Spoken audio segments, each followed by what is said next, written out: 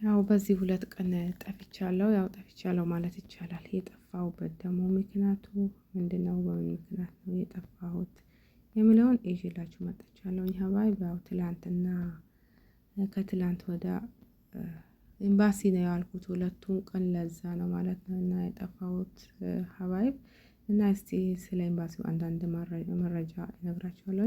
እስከ መጨረሻው ተከታተሉ። አሰላሙ አለይኩም ወራህመቱላሂ ወበረካቱ። እንዴት ናችሁ የቻናሌ ቤተሰቦች እንዲሁም ክርስቲያን ወገኖቼ ሰላም ሰላም ብያለሁ። በያላችሁበት የአላህ ሰላምና እዝነት አይለያችሁ ውዶቼ። ለቤቴ አዲስ የሆናችሁ ላይክ ሰብስክራይብ ያደረጋችሁ አበረታቱኝ። ነባሮቹም ላይክ ሰብስክራይብ ያደረጋችሁ ስለምታበረታቱኝ እጅግ በጣም አድርጌ አመሰግናለሁ ውዶቼ። እና ያው ዛሬ አልሐምዱሊላህ አላህ ብሎት ባላህ ፍቃድ ፕሮሰሴን ጀምሬያለሁኝ ማለት ነው። ስለሱ አንዳንድ መረጃ ልነግራችሁ ነው የመጣሁት። ከትላንት ወዳ ያው በዛ ምክንያት ነው የጠፋሁት ከቤታችሁም ማሌሽ ያው ጠፍታለች ብላችሁ አልቀራችሁም። ደግሞ የመጣችሁና የዘየራችሁ ነው። ጀዛኩሙላህ ኸይረ ጀዛ ሀባይብ ከልብ አመሰግናለሁ። ለመዞር ስለማይመች ነው 5 ውስጥ ተነስቼ ያው ሄጄ ያው የምሄደው ሰው እስከመጣ ተቅሪበን ወደ ሳስተኑስ ምናምን ወደ አካባቢ ነው። ሳስታ አካባቢ ነው።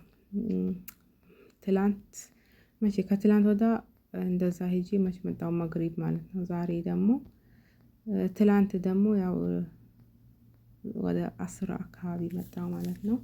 በዛ ነው ከቤታችሁ የጠፋሁት እና አንዳንድ ጥንቃቄ እንድታረጉ ላለ አስፈላጊ እንግልት እና ወጪ እንዳትዳረጉ ያው ካየሁት እሱን ለማካፈል ነው የመጣሁት።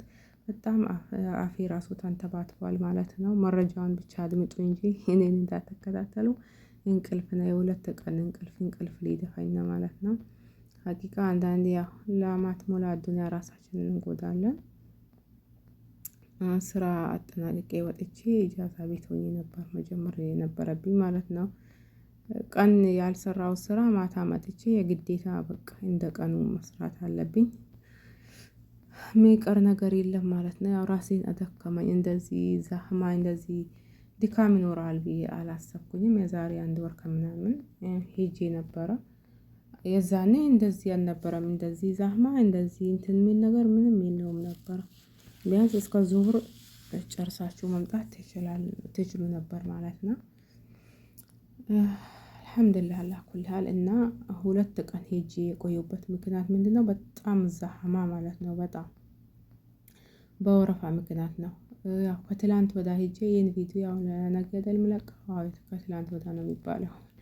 ያው ዛሬና ግን ትላንት ነበር። አሁን ቪዲዮ ደግሞ ነገ ሮብ ስለምለቀው ከትላንት ወዳ ብዬ ላውራ። ከትላንት ወዳ ሄድኩኝ። አሁን በአሁን ወረፋ ይደርሳል ጠብቁ የተባልን መውጫቸው ሰዓት ደረሰ ማለት ነው። ወጡ ወረቀት ያው ቀጠሮ እንትን ያው የሆነ ቁጥር ሰጡን።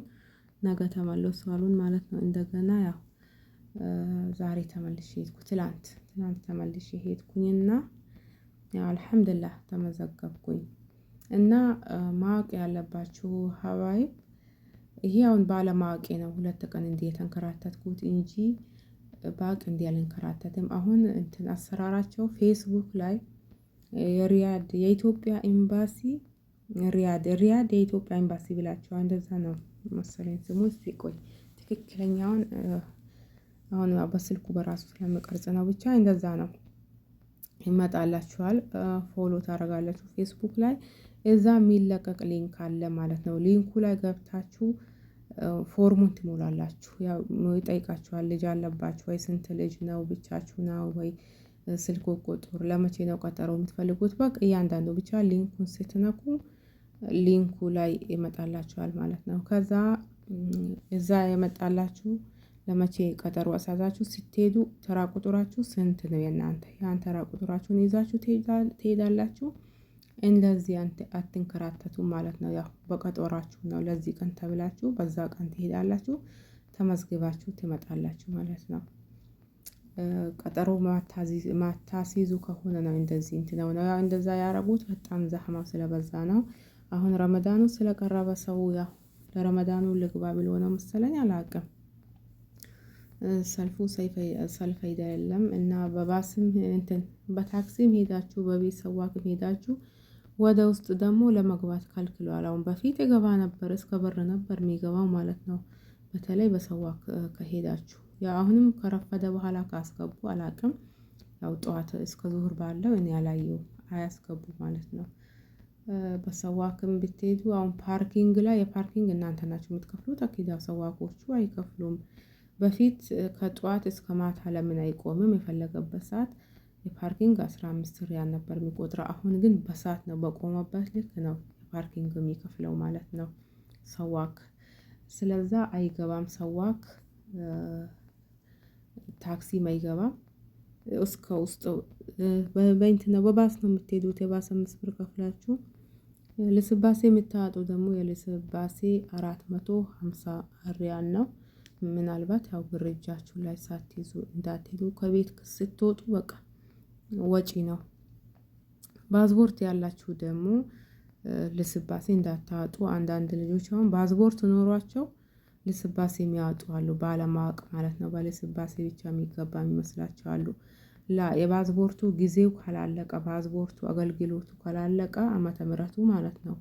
ፓስፖርት ያላችሁ 1 ሪያል ብቻ ከፍላችሁ ነው ኮፒ የምታስደርጉት። 1 ሪያል ከፍላችሁ ኮፒ ታስደርጋላችሁ። ልስባሴ አያስፈልጋችሁም። የሚሰራ ፓስፖርት ያላችሁ ፓስፖርት የሌላችሁ ግን አሁን ልስባሴ ያስፈልጋችኋል። ልስባሴው 450 ሪያል ነው። ያው ከቤት ከወጣችሁ በኋላ እንዳለ ወጪ ነው ማለት ነው።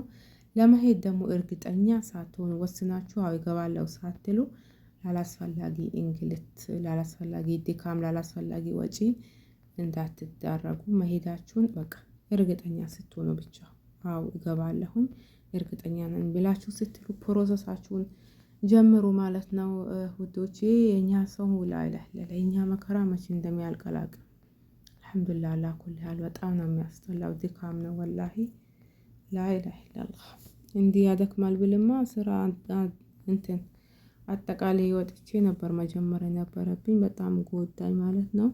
ብቻ አልሐምዱሊላህ አላኩል ያህል እንግዲህ ያው ተመዘገብኩኝ።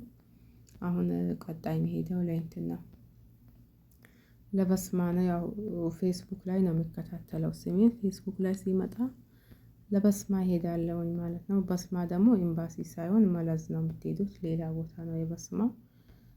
ልስባሴ ያው ድጋሚ እንትን ይሄ ምንድነው ኤምባሲ ላይ እንትን ነው የሚሄደው የቀረጽ ነጻ ወረቀት ለማጻፍ በሱ ዙሪያ ራሱ ያለውን ነገር እነግራችኋለሁ።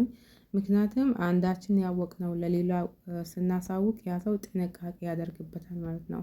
ይህን ቪዲዮ ደግሞ ላይክ፣ ሼር፣ ሰብስክራይብ አድርጉት ለሌሎቹም ተደራሽ እንዲሆን ማለት ነው። እናንተ ባትፈልጉ እንኳን የሚፈልጉ ይኖራሉ። ሳያውቁ ደግሞ ላላስፈላጊ እንግልት የሚዳረጉ ደግሞ አሉ።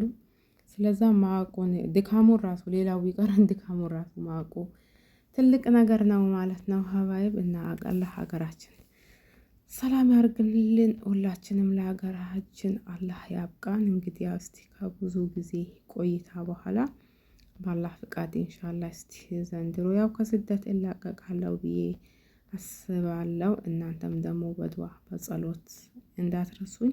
ቪዲዮ ደግሞ ለእናንተ ባይጠቅሙ እንኳን ለሌሎቹ ይጠቅማልና ሼር አርጉ። እኔንም አበረታቱ። ላይክ ሰብስክራይብ አርጉ። እስቲ ሳሊድ ይክፈለኝ ማለት ነው ቤተሰቦቼ። አይ ክፍያው ቀርቶ በተዳረስኩኝ እንኳን ብቃረብ ራሱ ትልቅ ነገር ነው ማለት ነው። ኢንሻአላህ ደግሞ ይደርሳል። በሌላ ቪዲዮ እስከምንገናኝ ሰላም አለይኩም ወራህመቱላሂ ወበረካቱ።